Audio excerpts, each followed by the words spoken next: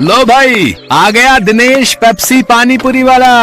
आइए आइए और पेप्सी पानी पूरी खाइए। पानी पूरी खाने का एक नया अंदाज। आइए आइए।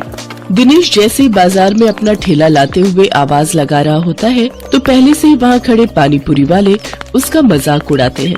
पेप्सी पानी पूरी अब पानी पूरी में पेप्सी डालकर बेचेगा क्या ये आदमी है? अरे लोग तो ऐसी पानी पूरी चखते ही उल्टियाँ करने लगेंगे भैया। सही कह रहा है भोला तू। देखना तू 10 दिन भी नहीं टिकेगा यहाँ पे।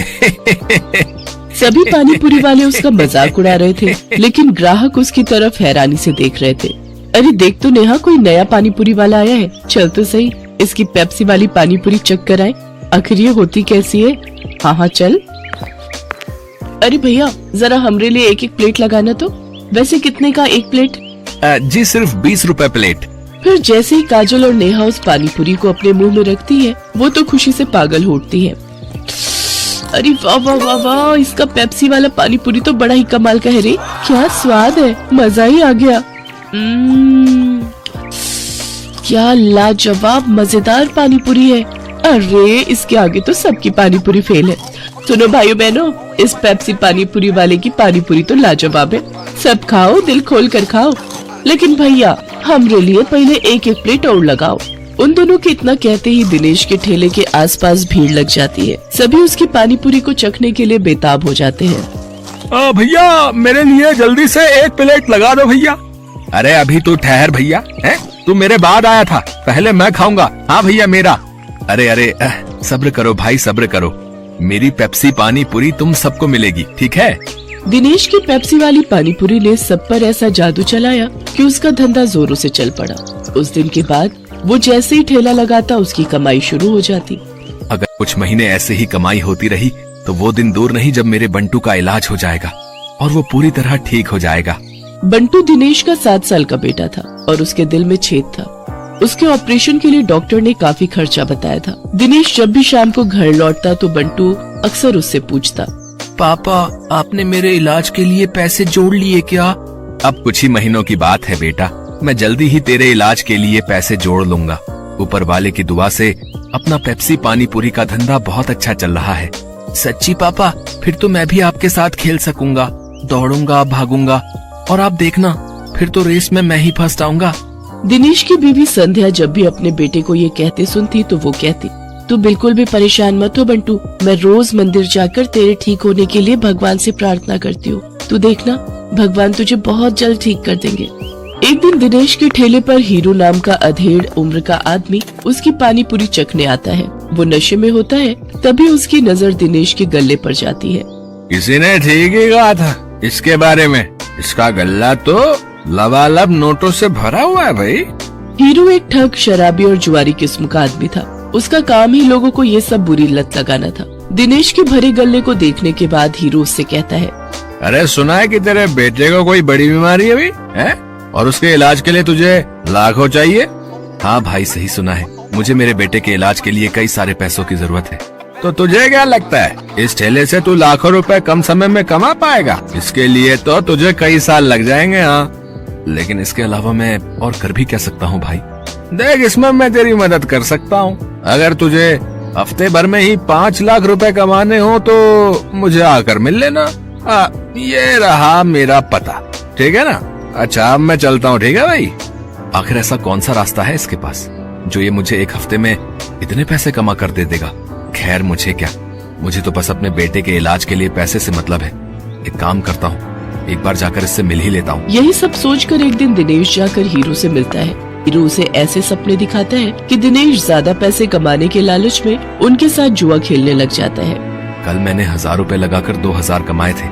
ऐसा करता हूँ आज ठेले की सारी कमाई ही लगा देता हूँ, एक दिन में डबल कमाई हो जाएगी। धीरे धीरे दिनेश को जुए के साथ साथ शराब की लत भी लग जाती है। शराब की लत उसे ऐसी लगती है कि उसका अपने काम में मन ही नहीं लगता और वो ठेले पर खड़ा होकर भी शराब के नशे में डोलता रहता है। भैया एक प्लेट लगाना तो। अरे लगता है इस आदमी ने तो शराब भी रखी है। चलो चलो, हमें नहीं खानी इसकी पानी पूरी, चलो दूसरी वाली पानी पूरी खाने चलते हैं। धीरे धीरे दिनेश के सभी ग्राहक कट जाते हैं और वो सभी दूसरे पानीपुरी वालों के पास जाकर पानीपुरी खाते हैं। ये देख भोला और राजू बहुत खुश होते हैं। देखा भोला, अपनी चाल कामयाब हो गई ना। बिल्कुल सरकार, अब देखना उसकी पानीपुरी की तरफ तो कोई देखेगा भी नहीं, सब अपनी ही पानीपुरी खाएंगे। कुछ दिन ऐसे ही बीतते जाते हैं। अपने धंधे को मंदा देख दिनेश शराब और जुए की लत में और डूब जाता है और उसका बचा खुचा धंधा भी चौपट हो जाता है। ये सब देख संध्या और बंटू बहुत दुखी होते हैं। फिर बंटू अपनी माँ से कहता है, माँ, अब तो मैं कभी भी ठीक नहीं हो पाऊंगा ना। पापा तो अब सारे पैसे शराब और जुए में ही उड़ा देते हैं। तू परेशान मत हो मेरे लाल, बस ऊपर वाले पर भरोसा रख, एक दिन सब कुछ ठीक हो जाएगा। सारा दिन नशे में धुत रहने और धंधा चौपट होने के कारण दिनेश के घर में खाने पीने के भी लाले पड़ जाते हैं। माँ, अब तो घर में खाने के लिए भी कुछ नहीं बचा। अब तो लगता है भूख से ही हम सब मर जाएंगे। ऐसा नहीं कहते मेरे बच्चे, सुख दुख तो जीवन का हिस्सा है। आज बुरा वक्त आया है, कल अच्छा वक्त भी आएगा। ऐसे ही कुछ समय और बीत जाता है। फिर एक दिन उस बाजार में एक आदमी आता है जो सबको पर्चे बांट रहा होता है। तभी वो दिनेश के ठेले पर आता है। अरे सुनो भाई, पेप्सी पानीपुरी वाले, हमारे सेठ मंगल राम चाट भंडार वाले की तरफ से एक प्रतियोगिता होने जा रही है, जिसमें सभी चाट वालों के बीच कंपटीशन होगा। जो भी इस प्रतियोगिता को जीतेगा उसे पूरे 5 लाख इनाम और साथ ही हमारे मशहूर मंगल राम चाट भंडार वाले बाजार में एक स्टॉल भी लगाने को मिलेगा। मंगल राम चाट भंडार बाजार, वहाँ तो बड़े बड़े लोग आते हैं चाट खाने के लिए। अरे तभी तो कह रहा हूँ, अगर जीत गए तो रोज की अच्छी खासी कमाई होगी और 5 लाख मिलेंगे वो अलग। मंगल राम चाट भंडार कोई ऐसी वैसी जगह नहीं थी, बल्कि शहर का फेमस चाट बाजार था, जहाँ शहर के बड़े बड़े लोग चाट खाने आते थे और कई टूरिस्ट भी वहाँ आते थे। उस बाजार में चाट लगाने वालों की अच्छी खासी कमाई होती थी। लेकिन ये सब बातें जानते हुए भी दिनेश उस प्रतियोगिता में कोई खास दिलचस्पी नहीं दिखाता।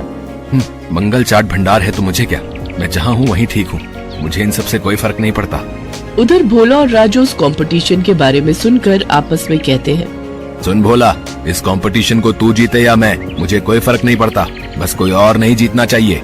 हाँ भाई, बस एक उस दिनेश का ही डर था, लेकिन वो तो हमारी कृपा से फेल हो चुका है, तो अब हम दोनों के अलावा उस कंपटीशन को कोई जीत ही नहीं सकता। अगले दिन हीरो भोला और राजू से मिलने आता है। क्यों भाई, मान गए ना मुझे? आखिर मैंने शराब और जुए की लत लगाकर उस दिनेश के धंधे को चौपट कर ही दिया भैया।